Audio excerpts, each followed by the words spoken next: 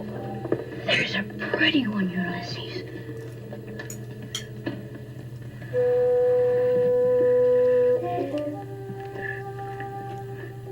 There it is.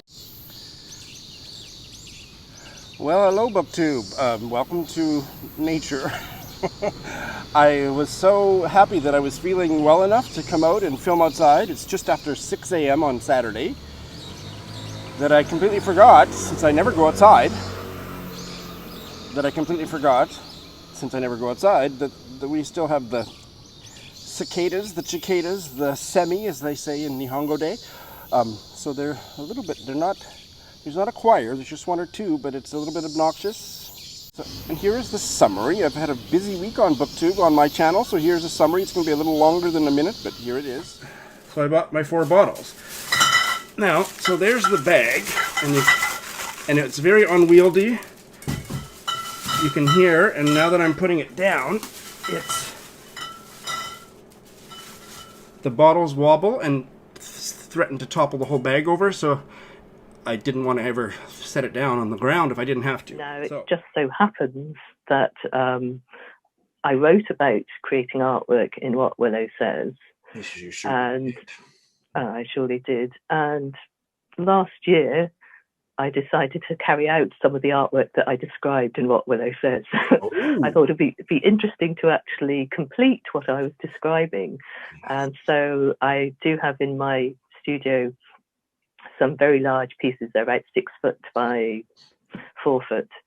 And they're exactly the pieces which the character in What Willow Says describes. Perhaps the biggest reason that certain readers don't take to this novel is that the characters are weird, and especially the mother character. She is just so odd.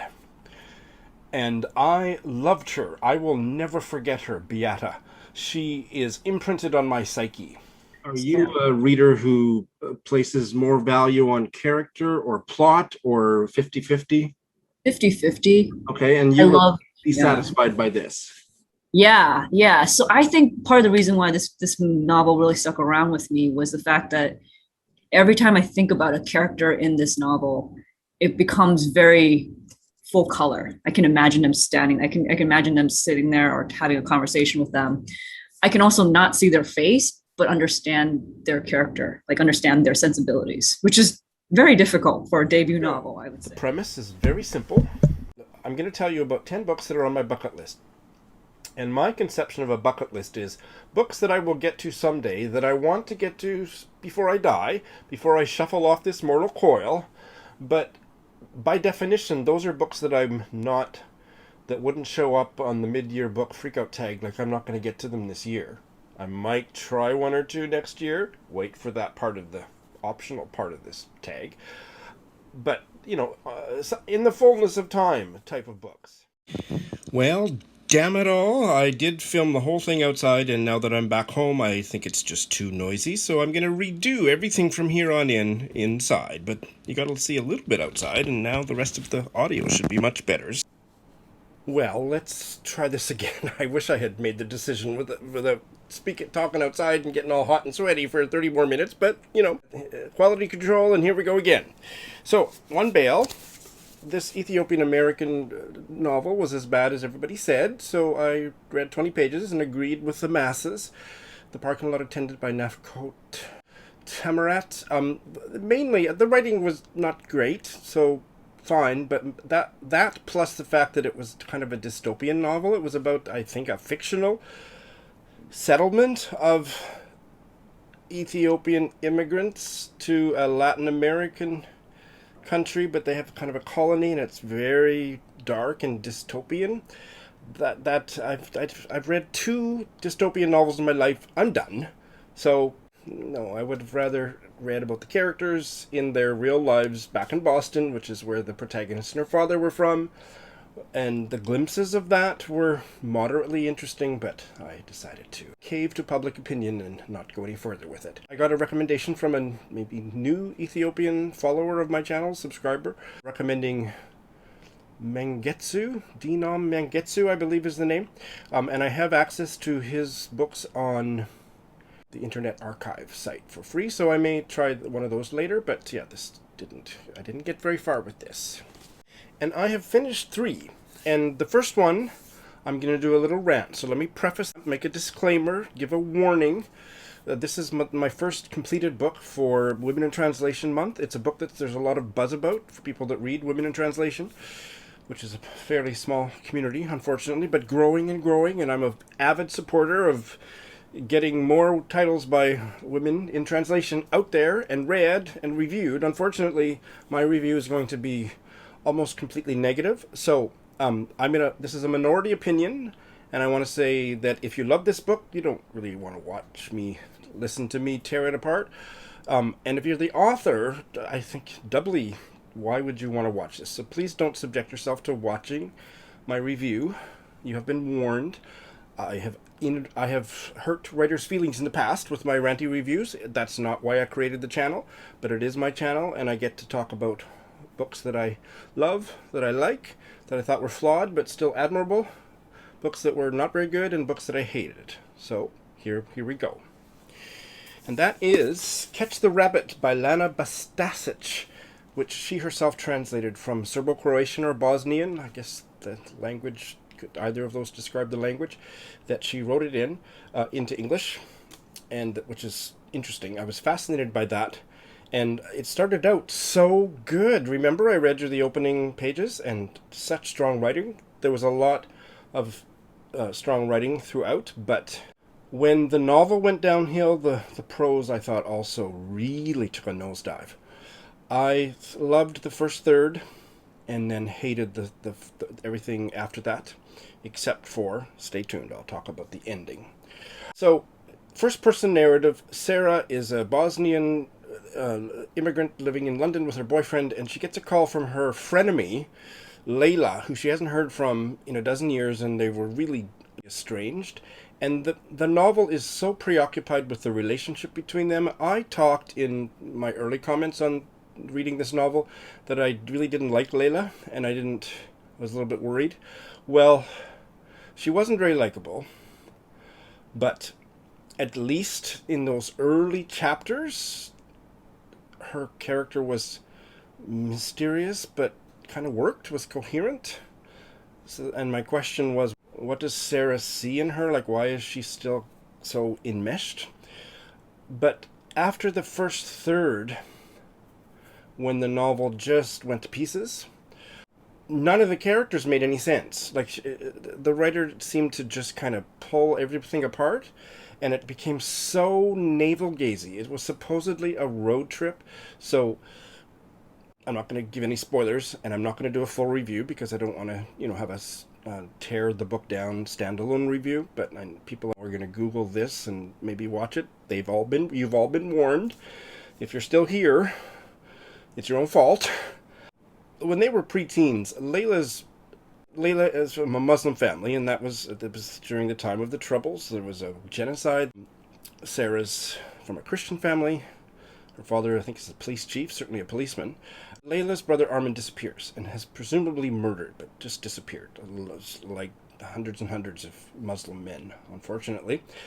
And a dozen years after the estrangement, Sarah gets a call from Layla and says, Armin's in Vienna. Come to Bosnia, let's drive to meet him.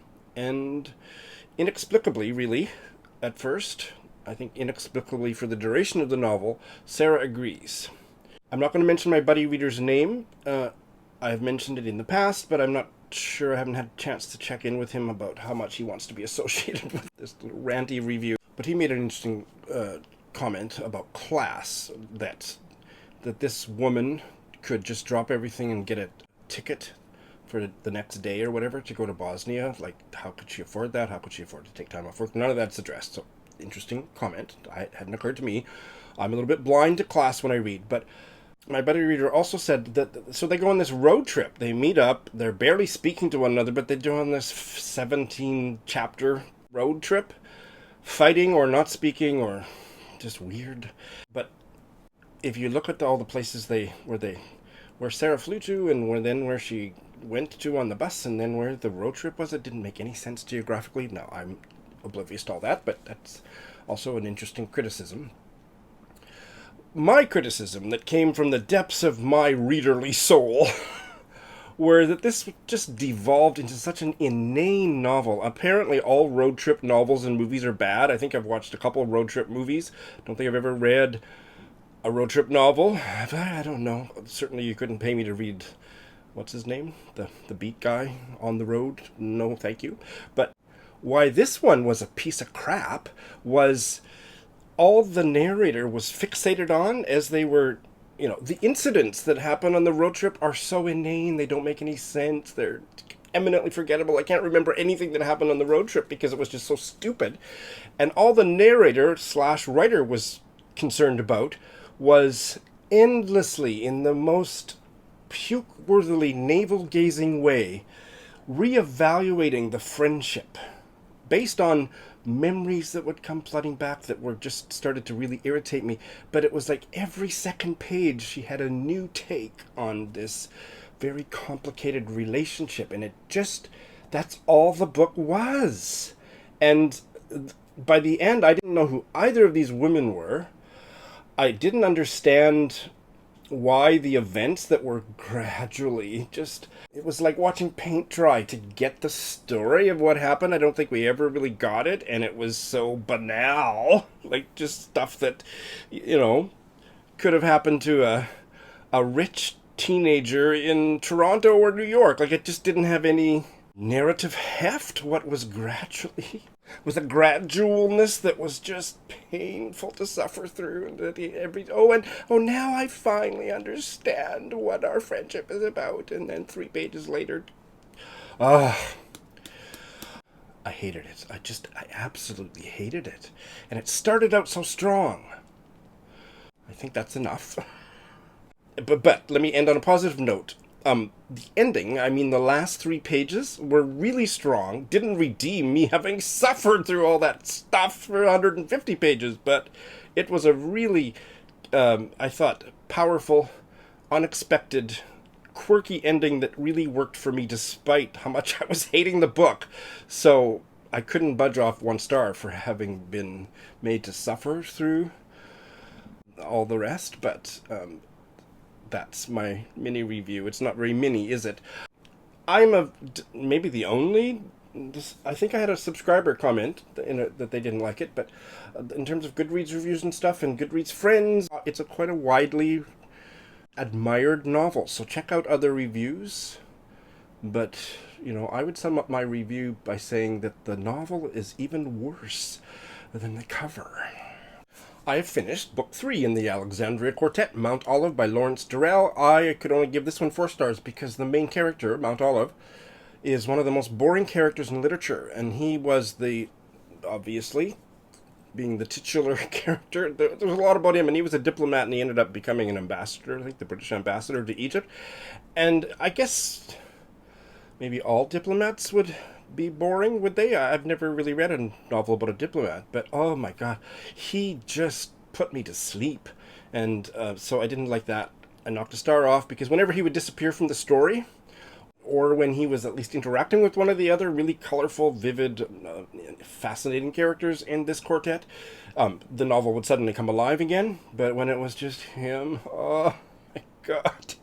So 4 stars because it's what worked as magically as the other 2 volumes, and I'm looking forward to starting. This is a ongoing buddy read with Adam, and we're going to start Clea, I think, in September. So, and I am saving the best for last because on Thursday I finished Cantoras by Carolina de Robertis. I have now seen interviewers who are English language speakers pronounce it that way, de Robertis. I did find a Latin speaker pronounce it de Robertis, but I haven't heard that anywhere else, so I better pronounce it like I'm English. Cantoras. This came out a couple years ago, and I finally read it. Oh, I loved it so much. A 5-star read. It had so much heart. I didn't think it was sentimental. I think it would set off other readers, raised hackles about maybe being over sentimental here and there. Didn't mind. I was so deeply connected to this circle of lesbians that found each other under the dictatorship in Uruguay, and all lived in Montevideo and had been ex-lovers and lovers, and it was a fabulous conglomeration of queer desire and friendship, and that brought them together, and they were deeply oppressed and I'm going to do a full review because I want to celebrate this novel till the cows come home. I'm revealing my country bumpkin roots. So stay tuned, but I thought it explored those themes in such an emotionally satisfying way, and there were aspects of their queer lives that I could relate to, not having to come out and be out and survive in such a dangerous political climate. But there are universal aspects from a queer perspective that she tells so well, and then all the flavor of Uruguay. Every character is always drinking mate, which is a coffee-like beverage, and I'm dying to try it. I found a cafe in Tokyo that serves it. It's not run by Uruguayan or Latinx people, but apparently it's very authentic, and I am going to go and do a vlog of me trying mate for the first time as soon as my vaccinations are done and it gets a little bit cooler out there. But oh my god, this book is just fantastic. She has a new novel just came out. I watched a Zoom thing that she was on the other day, and she is wonderful. I fell in love with her after 3 minutes. I didn't have much time because I was going to be teaching a class on Zoom a few minutes later, so I could only watch the first few minutes, but I will be getting that one as soon as possible. I recommend this one with all my heart. Stay tuned for my full review. So that's what I finished. I have started I started Razorblade Tears, this thriller by an African-American novelist, and it is about, the premise, very briefly, is a gay couple. One is a black man, one is a white man. They've been together, they have adopted a daughter, or somehow got a daughter, and they are brutally murdered in public, and they had both been estranged from especially their fathers for homophobic reasons, and it's an unsolved crime, and the two dads, who were tough ex-con types. There's my rice for my grilled salmon on rice breakfast, which I will be eating as soon as I finish here. They team up to try and solve the murder or avenge the murder. I don't know where the story's going to go. I'm enjoying it, and it sucked me in emotionally from the get-go. My eyes welled up in the first chapter, and that I needed it to work on that level because I am deeply uninterested in thrillers, but I'm invested in it as a queer person, as a gay man. Anti-gay violence is something that, it informs my existence, and I care about it. So I was drawn in. I don't know how Cosby did it, because I disagree with those that said, including the book editor of the New York Times, that said it's profoundly literary. I don't think it's literary. It's very genre prose, but he's doing something that just pulls me right in. So I'm enjoying it, if that's the word, and it's very early days. And I have started this Irish collection of short stories by Lucy Caldwell, Multitudes. This is a buddy read with Joe Smith, and we read the first story last Wednesday. That's our check-in day, has been for years. And the opening story is The Alley Alley-O, and it is about a mother of two young daughters, and she is, I don't know if she's just a harried housewife. There are glimpses of the fact that there's a darkness to the marriage or something, that she's not happy. But she has this habit of just dropping everything in the middle of housework, in the middle of preparing dinner, and saying to her young daughters, I gotta get out of here, let's go. And then lets the children navigate. Turn right, mommy, turn left. But yet she's kind of secretly controlling the navigation. And it's through the eyes of, I think, the older sister. She's maybe 9, and told in the second person, but narrated by one of the children, I think the older daughter. That doesn't necessarily always work for me. It really worked here. I didn't think it was a perfect story, whatever the hell that means, but it was really literary, just a lovely use of language, which is what I liked about Lucy Caldwell's story in the Long Gaze Back anthology. I'll put a link to that in the show notes. I won't put the cover up, but Joe and I really enjoyed the first story, starting out good. And after I bailed on the Ethiopian American novel, I did pick up this Panamanian American novel, The Book of Unknown Americans by Cristina Henriquez. And I was kind of questioning whether I wanted to try it. There was something about what I'd heard about it or something that I didn't think I wanted to try it. And my friend Lindy gave a glowing recommendation, said, Sean, it's definitely a Sean book, you must try it. And my good friend Heidi here on BookTube of My Reading Life, she said she didn't think it was a Sean book, so we'll see who's right. But I've enjoyed the first 25 pages. It's also got an emotional tug, which is what I needed. And I don't know anything about Panama. It's about immigrants in Delaware from various Latin American countries. But Henriquez is Panamanian, and so are some of the main characters. So I'm already learning a lot about Panama, and I like the writing so far. Finished 3, so I'm going to be starting 3. I'm going to start this one from the Booker long list, Mary Lawson's A Town Called Solace.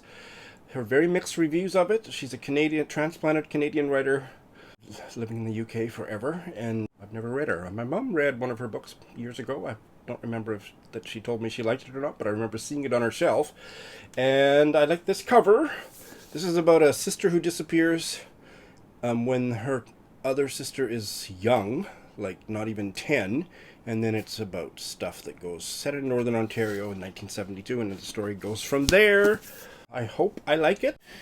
And for Women in Translation Month, I'm really excited to try this one, The Bridge of Beyond by Simone Schwarz-Bart, translated from the French by Barbara Bray. This is for a Zoom chat I'm going to have with Cecilia. I don't think we're probably going to have that chat until the very end of this month, and the video will definitely not be ready to publish during Women in Translation Month, but I'm doing the best I can. When I hauled this, I read the opening paragraph in the book haul video, and I think I have time, without making this video too long, to clip that in here. So here it is. A man's country may be cramped or vast according to the size of his heart. I've never found my country too small, though that isn't to say my heart is great. And if I could choose, it's here in Guadeloupe that I'd be born again, suffer and die. Yet not long back, my ancestors were slaves on this volcanic, hurricane-swept, mosquito-ridden, nasty-minded island. But I didn't come into the world to weigh the world's woe. I prefer to dream, on and on, standing in my garden, just like any other old woman of my age, till death comes and takes me as I dream, me and all my joy. I was just so hooked by it. I wanted to keep reading, and so now I'm finally going to start it. This is set in Guadeloupe, and it's about time I read a novel by a woman writer from Guadeloupe that's good, because the other one by the more famous writer from that from that island, I couldn't get past about page 5. And I'm always trying to incorporate a steady diet of just because books that aren't connected to the book or aren't connected to a readathon. So my just because book is David Solay's Turbulence. David Szalay is Hungarian, Canadian, British, I don't know, he's lived everywhere. Raised in London, has lived in Canada and Belgium, and now based in Budapest. So I don't know how to describe him geographically, and I'm not even going to try. I read his collection of short stories, All That Man Is, that was nominated shortlisted for the Booker Prize. And because the publisher said, oh, it's not short stories, it's a novel, and everybody bought it. It's not a novel. It was a really good collection of short stories, but everybody was smoking something because the publisher said, it charts these characters through the various stages of a man's life, so thus it's a novel, but every protagonist was different in all the stories, and everybody said, oh, okay, it's a novel! Just the most ridiculous thing, but it is a good short story collection. This is a novella, and I see now that it says inside, 12 people on the move around planet Earth, 12 individual lives, each in turmoil, and each in some way touching the next. So maybe he's using the same shtick, but at least there's no separate short stories that he's, so the tangential connection. It doesn't. I mean, I'm mocking it because I think it's ridiculous. I'm a genre policer, but it didn't decrease my enjoyment of the collection of short stories, and I don't care what people say this is, except that I get to mock them, but I hear this is really good. So that is what's going on. Now this is great because I'm redoing this part, I can include a shout out that just came into me from a subscriber of most of our channels, especially, but including me and Greg of Supposedly Fun, Amelia, and she just sent me a video by, I don't know how new the booktuber is, I barely had time to even look at the video, but a female booktuber from Kenya. I have had featured 2 Kenyan readers on my bite-sized book chat, and this is neither of those 2, so this is the 3rd bookworm from Kenya that I have come across in the last 3 weeks, which is fabulous. Lexa Reads. She's got just under 700 subscribers. I'd never heard of her, and I automatically subscribed. Let's see, her first video was June 2020, so she's been around for about, that long. I haven't watched much of this video, but I think it's her readathon, but certainly she's promoting it in her latest video, which was published July 31st, the second annual Kenyan readathon for the month of September.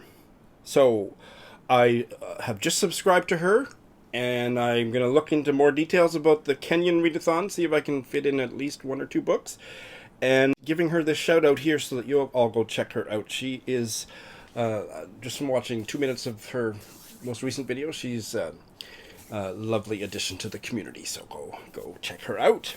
And that's all. I'm tired now, and I think I'm feeling better than I did yesterday, but I don't need my brain cells, I don't need too many brain cells to edit, so I will get this up for you later today, and we'll go from there. Thanks for watching.